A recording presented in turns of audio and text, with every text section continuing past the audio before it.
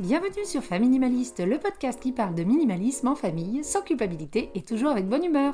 Seul ou avec des invités, je partage avec vous astuces, méthodes et réflexions pour vivre une vie concentrée sur l'essentiel et débarrassée du superflu. Et avant de commencer, merci à toutes pour votre soutien ces dernières semaines, que ce soit grâce à vos commentaires, vos partages, vos notes sur les plateformes d'écoute ou bien vos dons sur la plateforme Ko-fi. Je vous kiffe et vous me donnez l'énergie nécessaire pour continuer à vous fournir du contenu de qualité. Cette semaine, je reçois Marie-Claire Lefebvre, facialiste, qui partage avec nous ses conseils pour adopter une approche minimaliste des soins du visage. On parle produits, must-have, automassage et bien plus encore pour obtenir une peau saine et éclatante, mais toujours de manière minimaliste. Petit avertissement avant de commencer, Marie-Claire est aussi ma sœur et il se trouve qu'on a des voix très similaires, alors désolée d'avance pour la confusion. En gros, s'il y a une question, c'est moi qui parle et pour les réponses et les conseils, c'est ma sœur. Allez, c'est parti pour l'épisode du jour. Bonjour Marie-Claire. Bonjour Hélène. Merci de venir sur le podcast. Pas du tout par obligation. Non, absolument pas par obligation. On se connaît depuis pas très très longtemps, donc bon, écoute, c'est pour te faire plaisir. Alors, comme pour tous les invités que j'ai, je vais commencer par te présenter et puis après tu me diras si j'ai dit des bêtises. C'est parfait. Alors, on commence. Donc, tu t'appelles Marie-Claire, tu as 41 ans, tu habites à Rennes et tu exerces un métier encore peu connu du grand public car tu es facialiste. Tu nous expliqueras en détail dans quelques instants en quoi consiste ce métier. Tu es également maman de 2 enfants de 10 et presque 14 ans et si je t'ai invité sur le podcast aujourd'hui, c'est pour 2 raisons. La première, la principale, c'est venir parler de minimalisme et de cosmétiques, en particulier des soins du visage. Et la deuxième raison, un peu plus anecdotique pour celles et ceux qui nous écoutent, mais super importante pour moi, c'est que tu es ma sœur et qu'à défaut d'accomplir mon rêve d'un jour ouvrir un bar-restaurant PMU sur une île bretonne, eh bien je t'invite sur le podcast. Est-ce que j'ai tout bon? Est-ce que j'ai dit des bêtises? Tu as tout bon, c'est parfait. Comme pour tous les invités, je vais commencer par la première question. Quelle est ta définition du minimalisme et est-ce que tu te considères comme tel? Déjà, je m'excuse pour les auditeurs si nos voix se ressemblent. Désolée, je parle comme toi, puisque tu es mon modèle. Bref, alors le minimalisme, je t'avoue que j'en ai surtout entendu parler quand tu es devenu toi-même minimaliste. C'est pas quelque chose dont j'avais forcément conscience avant. Et puis j'en avais une image peut-être un petit peu austère. Et puis en fait, te voyant devenir minimaliste, je me suis rendu compte que ça pouvait être quelque chose d'extrêmement joyeux, vivant et simple. Je sais pas si je suis minimaliste moi-même, mais je dirais que je suis méthodique et organisée. Depuis toujours, je n'aime pas l'accumulation de choses et d'objets. Depuis toujours, ranger, nettoyer me fait du bien à mon intérieur de la maison et à mon intérieur à l'intérieur de mon corps. Et j'ai toujours aimé savoir où se trouvaient les choses et pas avoir les choses en triplon, en quadruplon. C'est toujours quelque chose qui a été beaucoup source d'angoisse pour moi. Donc en ce sens, je pense que j'ai un petit côté minimaliste que je ne rejette pas du tout. Après, de là à dire que je suis minimaliste professionnellement et personnellement dans ma vie de tous les jours, peut-être pas. S'il y a bien un côté où je te trouve plutôt minimaliste, pour avoir eu le bonheur de voir le lieu dans lequel tu exerces plusieurs fois, on est quand même très épuré, très minimaliste chez toi. C'est quelque chose de voulu. Mon lieu professionnel reflète effectivement la manière dont j'ai envie de travailler et la manière dont j'ai envie de vivre. C'est-à-dire que, comme tu le sais, j'ai pas toujours été facialiste, c'est une reconversion professionnelle. Et quand j'ai voulu monter mon lieu, j'ai voulu monter un lieu qui ne ressemblait pas à un lieu classique de bien-être. En ayant quelque chose de simple, de joli, bien évidemment, que des choses, on va dire, utiles et joliment utiles. Je n'ai pas envie qu'on rentre dans mon lieu comme si on rentrait dans un institut de beauté classique, mais plutôt dans un appartement, dans une maison épurée. C'était une volonté de ma part pour que moi, ça soit simple de travailler tous les jours dans mon lieu et que ça soit aussi très tranquille pour mes clients et mes clientes. Tout est très choisi avec intentionnalité. Je dirais même que ta démarche minimaliste, elle est même dans les services que tu proposes. Tu n'as pas une carte à rallonge. Depuis que j'ai changé de vie, j'ai décidé que je n'allais faire que des choses qui me plaisaient. Donc effectivement, j'ai commencé avec une carte avec 5 massages corps. Je me rendais compte qu'il y en avait un que je ne proposais jamais parce que je me suis rendu compte qu'en fait, il me plaisait moins que les autres. Et donc au bout d'un an, je me suis dit, je vais l'enlever. Ça sert à rien de proposer quelque chose qu'en fait, je suis tout le temps en train de mettre de côté. La manière dont je travaille, c'est que je suis une masseuse spécialisée dans les massages du visage. Pour un mieux-être, une détente physique, psychique, pour retrouver une bonne qualité de sommeil au moment de dormir et surtout aussi pour des effets esthétiques. Je pratique ce qu'on appelle du lifting manuel. Et effectivement, au début, j'avais une carte avec, de mémoire, 3 massages visage qui avaient des noms. Et en fait, comme je ne fais que du sur-mesure, je me retrouvais à me dire « Ah, j'ai fait un peu de ci, puis j'ai fait un peu de ça ». Donc en fait, j'ai réduit la carte aussi dans le sens où c'est des prix à l'heure. T'as vu ton essentiel et t'as enlevé le superflu. Comme l'offre est pléthorique en termes de matériel professionnel et qu'il y a des gens extrêmement doués pour nous vendre ces matériels-là, on peut se retrouver très très vite submergé. Et ça, c'est pas du tout quelque chose que j'ai envie. Donc je garde ce cap-là de, à la fin, in fine, quel est le meilleur soin et qu'est-ce qui est le mieux pour mon client ou ma cliente sur la table.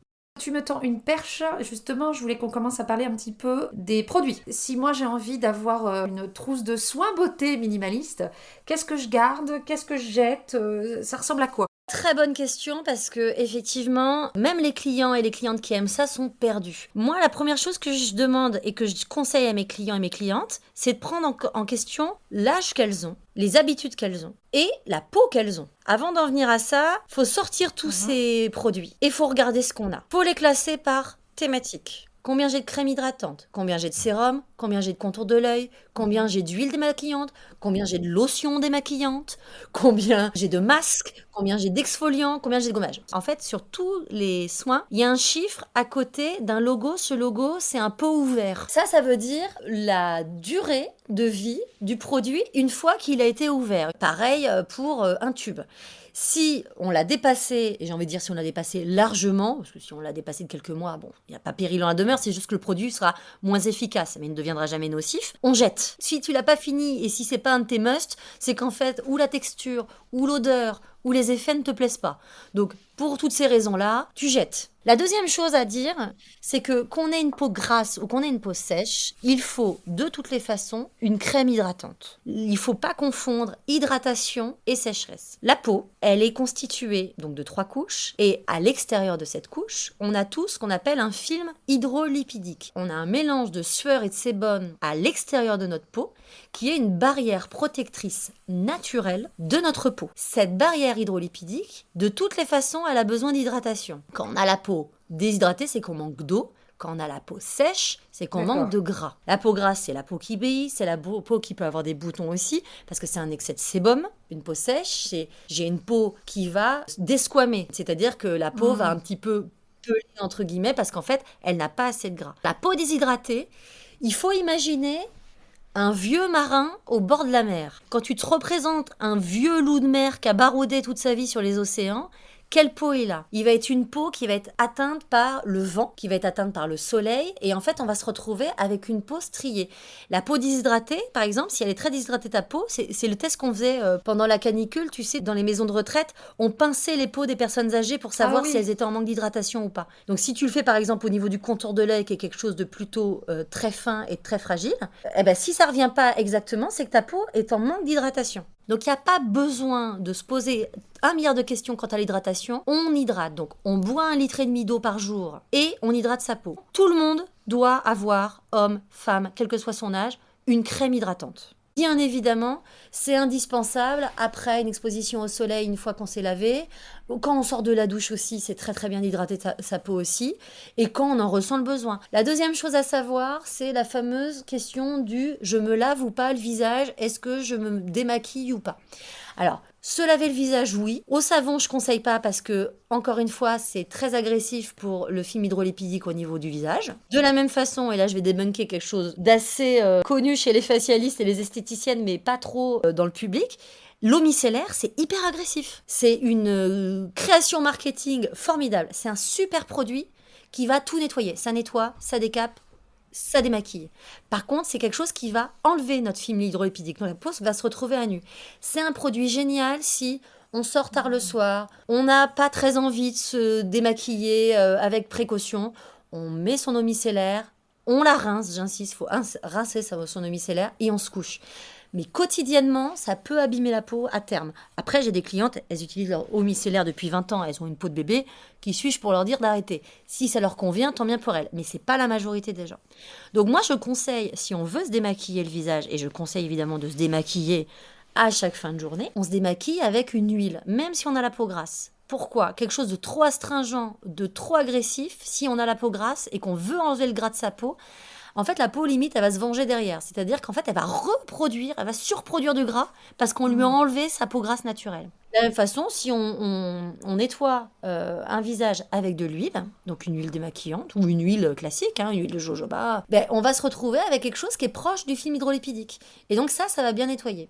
Si derrière, on veut enlever son huile, parce qu'une huile, je rappelle, ça ne se rince pas, ça se retire. Donc on retire avec soit un gant, soit une lingette, soit un coton. Si on a envie de rajouter quelque chose après, on peut effectivement rajouter une lotion. Mais si on ne doit garder que 2 produits, je dirais une huile et une crème. En préparant cet épisode, on parlait des manœuvres que tu peux faire sur les clients ou alors les manœuvres que tu peux montrer sur les tutos que tu as sur ta page Instagram. Pour moi, c'est une démarche hyper minimaliste parce que je me dis, avec juste ma crème de base et ces manœuvres-là, j'aurais peut-être beaucoup plus de résultats qu'avec les 5 produits que j'ai vus à la télé, avec tous les acides X, Y, Z qu'on veut me vendre, qu'avec des produits que je vais juste mettre sur ma peau et puis croiser les doigts en espérant que ça marche. Tu as tout à fait raison. Le facialisme, c'est une nouvelle approche du soin visage. De manière classique à la base, les cabinets d'esthétique classiques proposent beaucoup de produits et très peu de manœuvres et très peu de mouvements sur le visage et de massage. Je vais chez mon esthéticienne, je prends un soin du visage, je vais avoir des maquillages, des manœuvres, gommage, des manœuvres, un masque. On va enlever mon masque, on va me rajouter un sérum, on va me rajouter un contour de l'œil, on va me rajouter une crème. Il y a certaines marques, certains protocoles de soins vendus par des esthéticiennes où on arrive jusqu'à une quinzaine de produits appliqués sur la peau en 1 heure. Donc ça, c'est une ancienne pratique qui existe toujours, que certaines esthéticiennes pratiquent encore, mais qui n'est absolument pas la vision du facialisme. Le facialisme, on va partir du principe qu'on va faire l'inverse. On va utiliser très peu de produits et beaucoup de manœuvres. Parce que notre peau, comme je te disais, elle a 3 couches. En dessous de la couche de la peau, il y a des muscles, il y a des ligaments, il y a notre masse osseuse. Et tout ceci vit ensemble. Avec des manœuvres bien précises, on va pouvoir chauffer la peau, booster le collagène, booster l'élastine, lifter le visage, drainer le visage, nettoyer la peau en profondeur par ces manœuvres drainantes et après remodeler le visage. Et tout ça se fait uniquement avec les mains. Moi, un soin d'1 heure, je démaquille, je ne travaille qu'avec une huile ou un baume. À la fin, je retire le tout et la cliente ou le client repartent avec une crème hydratante. Donc tu vois, c'est vraiment à l'inverse. Et avec cette technique-là, avec cette approche-là, on obtient de meilleurs résultats que avec une superposition de crèmes. Parce que là, on fait travailler la peau, on fait travailler cet organe qui est un organe, je le rappelle, évidemment, vivant. Et l'effet bénéfique du massage, c'est que non seulement on va avoir un effet avec un teint éclairci, un teint lumineux et une peau liftée. Comme tu le disais, on va pouvoir faire perdurer les effets avec l'automassage à la maison. Et aussi, comme tu le disais, les produits que j'utilise sur ma peau vont être beaucoup plus efficaces parce que avec ces mouvements, ma peau va pouvoir mieux accueillir. Comme ma peau sera drainée, comme ma peau sera détoxifiée et comme j'aurai chauffé un petit peu tout ça, mes muscles, ma peau seront plus à même d'accueillir les produits et les principes actifs qui sont dans les produits, qui sont des principes actifs très intéressants, vont pouvoir mieux marcher et plus longtemps.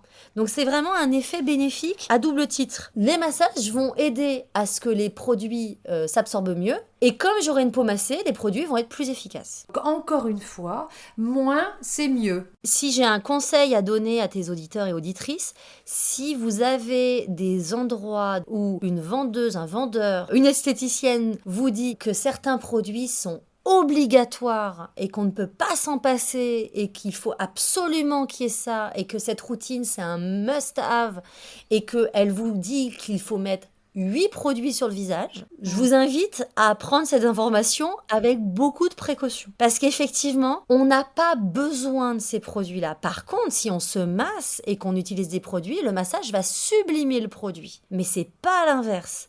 Si vous laissez appliquer un produit, même le meilleur produit, et Dieu sait s'il y a des produits qui sont très efficaces, et moi je travaille avec des marques que j'adore, mais vraiment, laisser un produit sans faire de mouvement, c'est moins efficace que de se masser avec une huile neutre. Très clairement. Non seulement on fait de la place dans notre placard, mais en plus c'est plus efficace. Et puis moi je me dis toujours que quand on en a moins, on l'utilise plus souvent. Il y a aussi moins de pertes. Quand on achète 8 produits parce qu'on s'est fait recommander 8 produits, je suis pas sûre qu'on ait tout le temps de se mettre ces 8 produits-là. Maintenant qu'on sait tout ça, je veux m'acheter du coup qu'une seule crème parce que j'ai décidé que j'allais suivre tous tes tutos et il me faut une crème pour réussir à le faire. Comment je choisis la bonne crème? J'invite toute personne qui ne connaisse pas son type de peau à rentrer dans une parfumerie ou un magasin type Oh My Cream qui ont des vendeuses tout à fait formées et vous allez leur demander j'aimerais connaître mon type de peau. Vous leur demandez, après vous ressortez avec des produits ou pas. Libre à vous. Mais vous allez demander à une professionnelle, votre esthéticienne ou votre facialiste si vous en avez une, et vous lui demandez votre type de peau. Elle va vous dire si vous avez la peau grasse ou si vous avez la peau sèche. Après, elle va vous dire si vous avez aussi la peau sensible et ou déshydratée et ou atone, donc ça c'est passé un certain âge, et donc vous allez choisir des produits en fonction de votre type de peau. Je vous invite à vous choisir une huile. Si vous aimez des lotions, une bonne lotion, si vous aimez un lait, un bon lait, soit un peeling, soit un gommage, et une crème hydratante à la fin. Et si vous avez envie, et si vous avez besoin, si vous avez le contour de l'œil un peu fatigué, un très bon contour de l'œil. Et si vous avez une peau qui a vraiment besoin d'un boost, qui manque de lumière, qui est un petit peu terne, là vous allez pouvoir investir dans un sérum. Moi j'invite tes auditeurs et tes auditrices à faire attention effectivement à la provenance et aux produits. Donc quand un produit, il y a écrit dessus qu'il est cruelty free, c'est-à-dire qu'il n'y a pas eu de test sur les animaux, c'est très bien. Les produits qui sont vegan, c'est bien aussi. Il y a une super appli que beaucoup de gens connaissent aujourd'hui qui s'appelle Yuka. Quand tu scannes un produit ou quand tu le rentres dans Yuka, te dit le pourcentage au niveau de la composition des produits. Est-ce que c'est un produit clean ou pas? Parce qu'effectivement, il y a des produits où il y a de la pétrochimie dedans. Attention aussi au greenwashing de certaines marques aussi qui vont mettre une feuille de chèvrefeuille et qui vont dire qu'elles sont clean. Si on a un doute et si on a envie d'acheter clean, et je vous conseille pour la planète et pour votre peau d'acheter clean, de regarder sur Yuka le pourcentage qu'obtient la marque qui vous intéresse. Et moi, par exemple, les marques avec lesquelles je travaille sont des marques qui effectivement ont d'excellents scores sur Yuka parce qu'elles ont une démarche éco-responsable. Super, merci pour ces petits conseils shopping. Moi j'avais une question sur les automassages. Est-ce que ça vaut le coup de le faire si on fait qu'une fois par semaine? C'est quelque chose qui est contraignant? Ça prend du temps l'automassage ou c'est des choses qu'on peut faire un petit peu rapidement comme ça entre deux portes ou ça vaut pas le coup de le faire si c'est comme ça qu'on le fait? Je suis très contente que tu me poses cette question, car c'est la question qu'on me pose le plus souvent. Excellent talent d'intervieweuse, Hélène, bravo. Plus sérieusement, c'est la question qu'on me pose le plus souvent, à laquelle j'ai une réponse qui va te faire plaisir. Ce qui paye, c'est la régularité. Donc, il ne faut pas se mettre des objectifs qui ne seront pas atteignables. Se dire, je vais me masser tous les jours un quart d'heure, c'est rare qu'on arrive à tenir le coup. Vaut mieux se masser tous les jours 3 minutes, et 3 minutes suffisent à se masser le visage. Après, si on a envie d'insister sur des zones, si on a des zones qui nous complexent, si on a des zones qu'on a envie de travailler, évidemment, j'ai envie de dire, sky is the limit. Il n'y a aucun risque à se masser tous les jours, 1 heure, à se masser tous les jours, un quart d'heure. Mais il faut savoir, 3 minutes suffisent. Et il faut que ces 3 minutes, l'idéal c'est de le faire tous les jours. Pourquoi? Parce que les effets, ils vont se voir au bout d'un mois. Moi je dis toujours à mes clientes qui commencent par se masser le visage, donnez-vous la chance d'un mois. Moi, quand j'ai commencé ce métier et que j'ai commencé évidemment pendant mes formations à m'automasser moi-même, je me suis dit, au bout de quelques jours, je me suis dit, génial, je vais faire un métier et je vais vendre un truc qui ne marche pas. Parce qu'au bout de quelques jours, je ne voyais aucune différence sur mon visage. Et au bout d'un mois, je me suis rendu compte qu'effectivement, les effets étaient là. Tu peux être là pour le témoigner vu que tu me connais depuis ma naissance. J'ai une meilleure tête à 41 ans qu'à 35 ans. J'ai moins de rides, j'ai une plus jolie peau et j'ai le teint beaucoup plus lumineux 5 ans après. Parce que effectivement, je me masse tous les jours. Mais moi, je me masse tous les jours. Je suis comme tout le monde, à la fin de la journée, j'ai ma journée dans les pattes, je me masse 3 minutes. Et il se trouve que parce que j'adore ça et parce que c'est mon métier, que de temps en temps, je me fais des grosses sessions. Et moi, je me masse en lisant des bouquins, je me masse en voiture quand mon mari conduit, je me masse devant la télé quand on regarde un film, je me lave les mains. Donc si je suis en voiture, petite solution hydroalcoolique, et tac, c'est parti pour un massage. Donc pour résumer, 3 minutes par jour suffisent tous les jours. Des manœuvres simples, se faire confiance au temps. Et alors, ce qui est formidable quand on s'automasse, c'est que, je vais donner un exemple, si par exemple, tu as la ride du lion, totalement au hasard, donc toi et moi, et notre mère, et beaucoup de femmes de la famille, voilà, on a la ride du lion marquée parce qu'on est très expressive. Bon, bah, cette ride du lion-là, effectivement, si on la masse tous les jours, elle va finir par s'atténuer, et surtout, le soir, dès qu'on va la masser, en fait, on va avoir cette sensation de repasser son visage. Et alors, ce qui est très intéressant dans le massage du visage, c'est qu'il y a un effet vertueux. Me masser le visage tous les jours va repasser mes contractions de la journée, mes crispations de la journée. Et en plus, me masser le visage tous les jours va me faire prendre conscience de mes crispations et de mes tensions. La ride, elle se forme parce qu'en fait, nos muscles se contractent et c'est comme une page qu'on plie plusieurs fois. T'es bien d'accord? Au bout d'un moment, ça fait un pli sur ta feuille. La peau, c'est exactement pareil. Donc en fait, nos rides sont à la base, quand on est jeune, nos rides d'expression qui se fichent dans le temps parce qu'en fait, on a tous les mêmes mimiques au bout d'un moment. Nos mimiques se répètent, se répètent, se répètent. Et alors, ce qui est formidable quand on se masse le visage, c'est qu'on fait moins les mimiques parce que comme je masse ma peau et je masque le muscle qui est en dessous, je me rends compte que je l'ai fait. Moi, par exemple, j'étais quelqu'un qui fronçait tout le temps les sourcils quand elle parlait, quand elle réfléchissait, quand elle était devant son ordinateur, quand elle racontait un truc, quand elle se fâchait contre ses enfants. J'étais quelqu'un qui fronçait énormément les sourcils. Et j'avais le fameux 11, donc la ride du lion entre les deux yeux, entre les deux yeux, entre les deux sourcils, extrêmement marqué.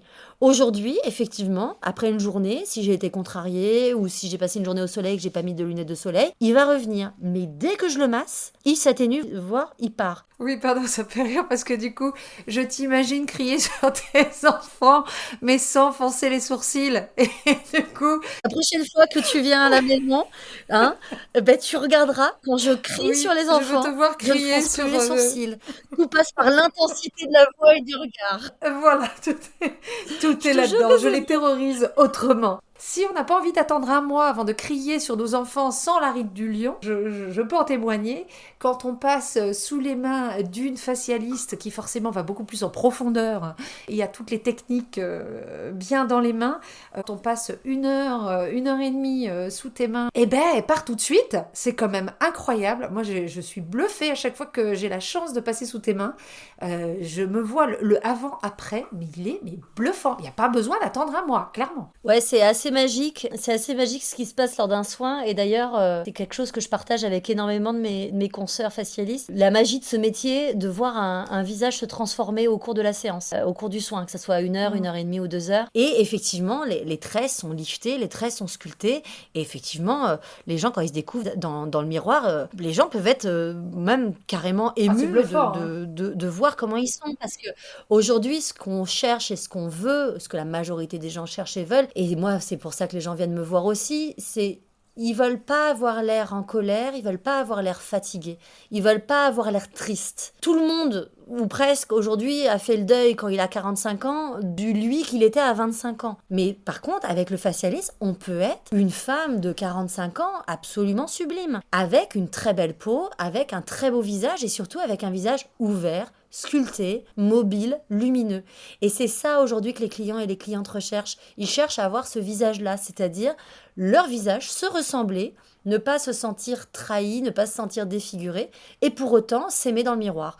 Et ça, c'est un métier, pour ça, je fais un très joli métier. Ça, c'est très très chouette de voir ça plusieurs fois par jour, ce petit miracle qui à chaque fois a lieu. Et effectivement, les gens, après, ils re-signent pour un tour de manège. Hein. On devient assez vite accro à ce bien-être, à ce mieux-être et à cette sensation. Alors, on arrive à la fin de cet épisode. Si on a envie justement de connaître la magie sous tes doigts de fée, où est-ce qu'on peut te trouver? Puis si on habite loin de Rennes, où est-ce qu'on peut te suivre pour voir ces fameux tutos automassage? J'ai un studio de massage au centre-ville de Rennes, dans la rue Baudrerie. Je suis dans un studio où je reçois uniquement sur rendez-vous, du lundi au vendredi. Donc pour prendre rendez-vous, c'est très simple. On peut faire ça par internet ou en m'appelant sur mon téléphone ou en m'envoyant un mail ou en me laissant un message sur Instagram. De toutes les façons, à la fin, tout arrive sur mon téléphone et derrière, c'est moi. Mon site internet, c'est maisonlefèvre.com. Lefèvre, Lefevre, j'insiste, il n'y a pas de U, il n'y a pas de B. Et pour me suivre à distance dans mes péripéties de facialiste et suivre les automassages, les tutos et les petits conseils que je peux donner, j'ai un compte Instagram, maisonlefèvre massage au singulier. Vous avez des vidéos, comme tu le disais tout à l'heure, et des informations sur la vie du studio. Eh ben écoute, merci. De toute façon, je remettrai tout ça en description. Il y a aussi une fiche méthode qui accompagnera cet épisode où on va reprendre tous les conseils que tu as pu distiller tout au long de l'épisode. Je finirai aussi pour dire que temps offert chez un facialiste ou une facialiste, on me demande souvent des idées de cadeaux immatériels pour nos proches, ben, c'est une très bonne idée. J'ai envie de dire même pour les enfants. Numéro 2 a la chance de t'avoir comme marraine et c'est ce qu'il a pu avoir l'an dernier pour son cadeau d'anniversaire. Il en parle encore et je pense que maintenant, à vie, tu es condamné à le masser comme cadeau d'anniversaire tous les ans. Il adore ça, il passe toujours un très très bon moment. Merci beaucoup Marie-Claire. J'espère qu'on se rencontrera un jour en vrai. J'espère. Ce que j'aime, c'est que ça ne va te faire rire que nous, mais c'est catastrophique. J'imagine déjà nos maris écouter l'épisode et lever les yeux au ciel. Je te remercie. Merci d'avoir joué le jeu. Merci de nous avoir montré que même dans le domaine du soin et de la cosmétique, on peut aussi être minimaliste. Et je te dis à très bientôt alors. Au revoir Marie-Claire. Merci Hélène, à bientôt. Bisous. À bientôt. Et voici pour l'épisode du jour, j'espère qu'il vous aura plu. J'étais tellement contente de pouvoir vous présenter ma sœur et vous montrer à quel point c'est la meilleure dans ce qu'elle fait. N'hésitez pas à la contacter si vous voulez en savoir plus ou si vous voulez passer entre ses doigts de fée. Vous retrouverez également la fiche méthode de l'épisode en description, ainsi que les manières de rentrer en contact avec moi si vous avez des idées de futurs épisodes, des questions auxquelles je pourrais répondre. Merci à toutes et à tous pour votre soutien, comme je l'ai dit en début d'épisode. Vos commentaires, notes, étoiles et vos dons sur la plateforme Ko-fi m'aident vraiment à pouvoir continuer à faire le travail que je fais. Donc merci, merci, merci. Je vous dis à la semaine prochaine et en attendant, n'oubliez pas, vivre avec moins, c'est vivre avec mieux.